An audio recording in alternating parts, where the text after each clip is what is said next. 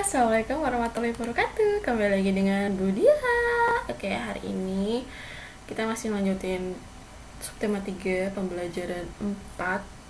Tapi kalau ada ngerasa yang kayak Budia kok muncrat-muncrat tuh, karena beberapa materi itu sebenarnya bahasanya udah Budia bahas sebelumnya, jadi tidak Budia ulang. Jadi esensinya yang Budia ambil di materi tiap pembelajarannya ya. Jadi biar nggak mengulang-ulang terus gitu. Seumpama misalnya ada materi yang dirasa susah, itu nanti akan Budia ulang juga kok, tapi nggak semua materi ya, seperti itu. Oke, sekarang kita akan melanjutkan tema 7 subtema 3 pembelajaran 3. Ini nanti sampai 4 kok, oke? Tapi nggak Budia tulis.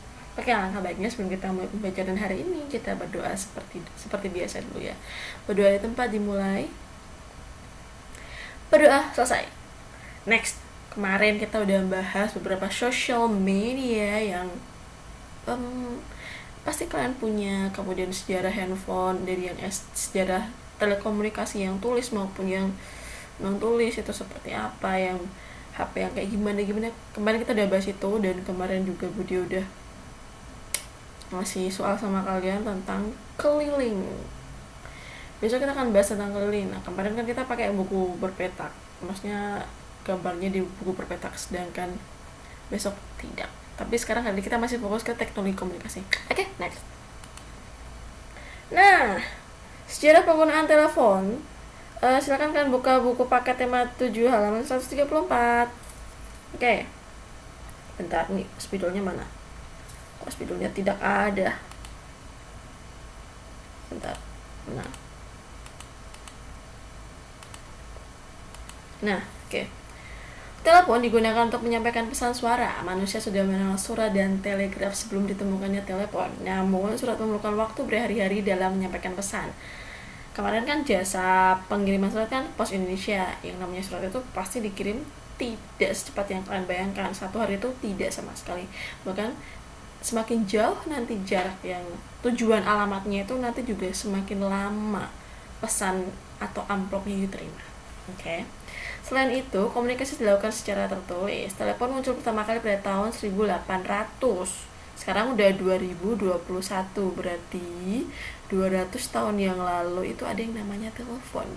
Berdasarkan hasil penelitian tentang gelombang bunyi, Alexander Graham Bell menciptakan telepon. Pada uji coba pertama, daya jangkau telepon sekitar 8 mil. 8 mil itu sama dengan 12,8 km, yang mana itu 1 mil itu artinya 1,6 km.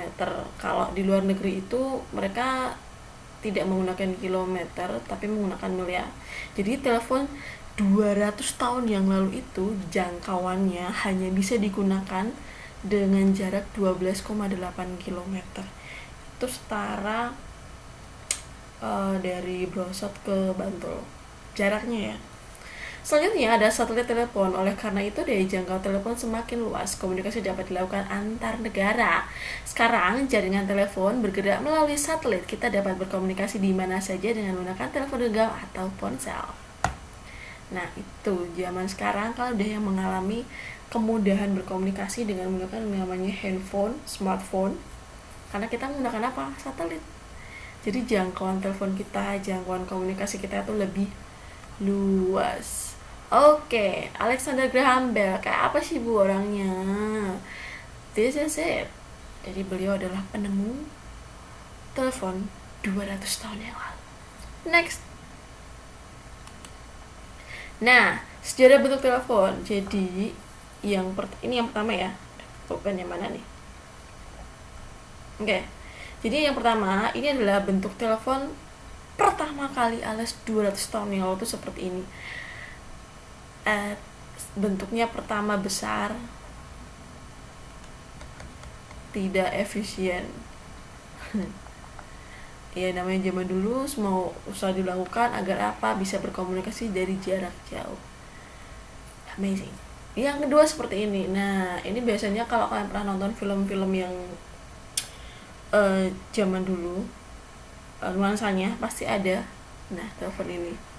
Jadi ini udah abad, bukan abad, kok abad sih, jadi setelah adanya telepon yang ini baru ada telepon yang ini lebih canggih, tapi juga sama-sama ukurannya masih sedikit lebih besar. Next. Nah, setelah telepon yang ini tadi, ini yang ini tadi,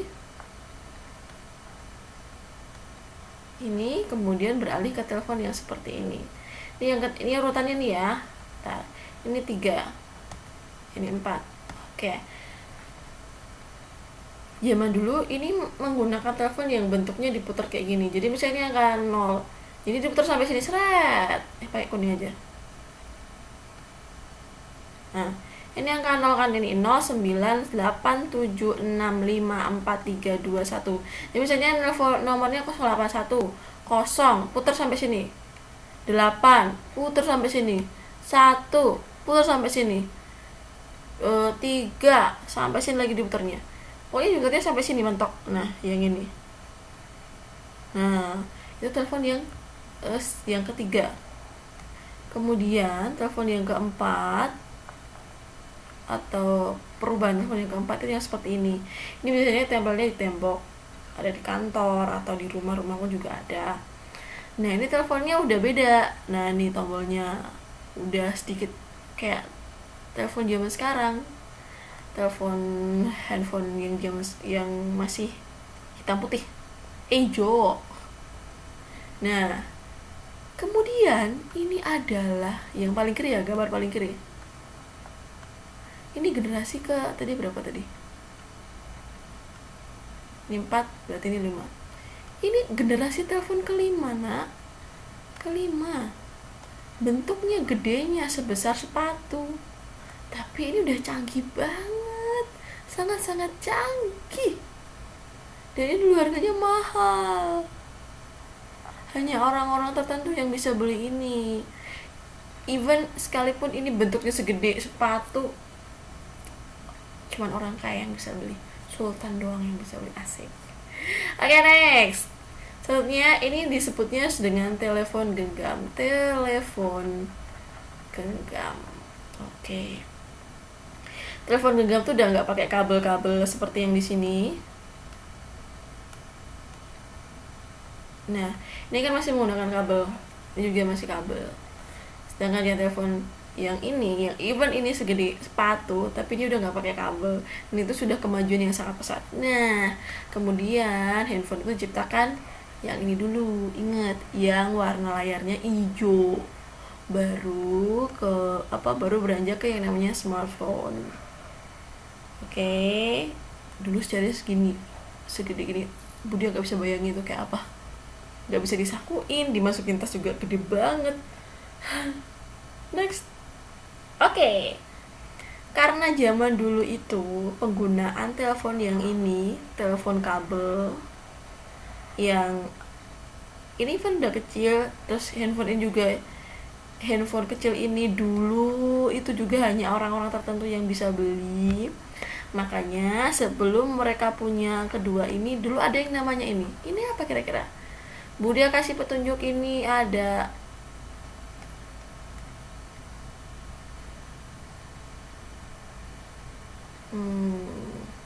ada berapa huruf ya? Bentar.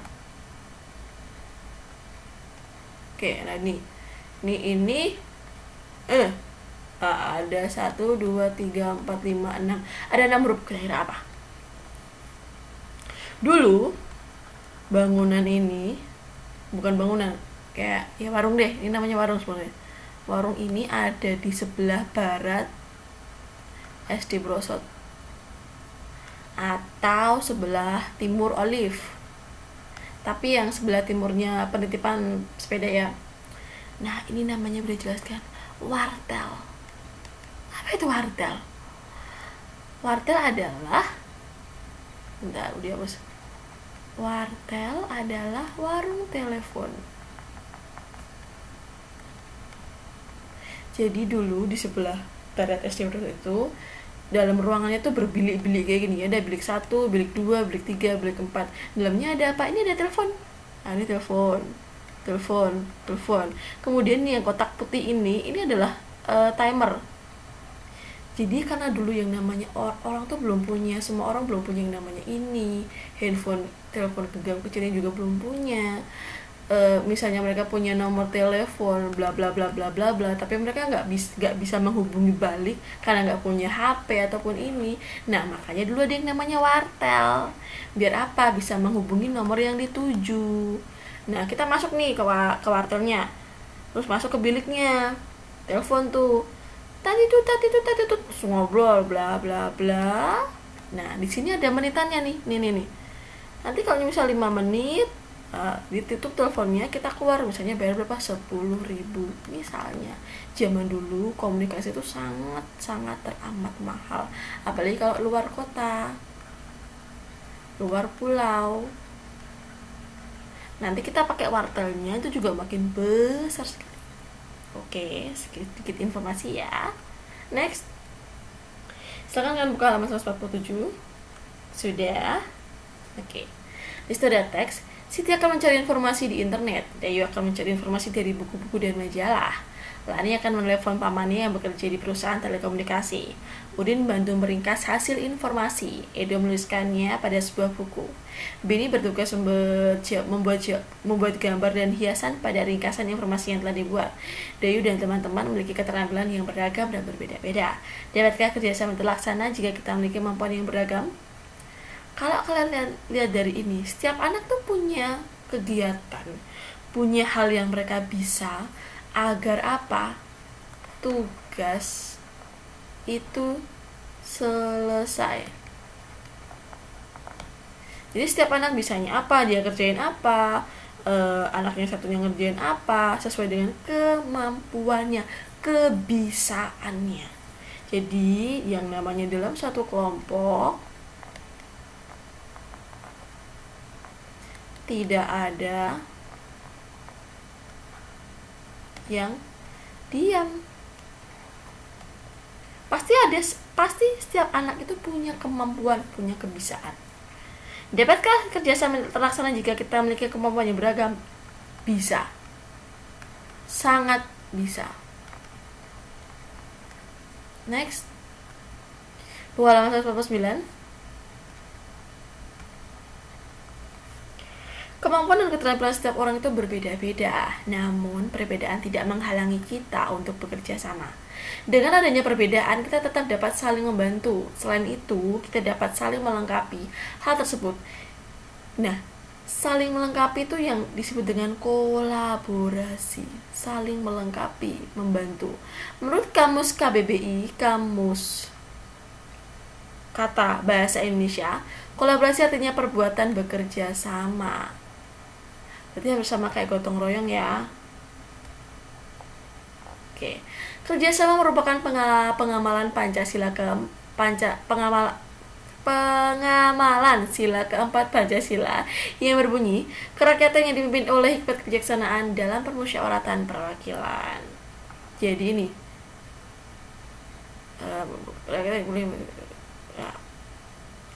kerjasama merupakan pengamalan sila keempat kebijaksanaan dalam permusyawaratan perwakilan. Permusyawaratan ini maksudnya bersama-sama. Oke. Apakah kemampuan setiap orang itu sama? Tidak. Bagaimana sikap kita terhadap keberagaman atau perbedaan dari setiap orang? 1. Menghargai. 2. Apa? Kira-kira? Tidak menyinggung. Kalau kira-kira kalian tuh udah tahu, kalian dengan teman kalian tuh berbeda, gak usah disinggung, tidak usah diejek. Tidak menyinggung, tidak diejek. Just let it flow. Nikmatin aja perbedaannya tuh. Oke? Tugas yang pertama. Oke, tugas kali ini ada 3 soal. Nanti silakan kalian kirim ke Budia jawaban pertanyaan beserta jawabannya. Ingat, soal ditulis.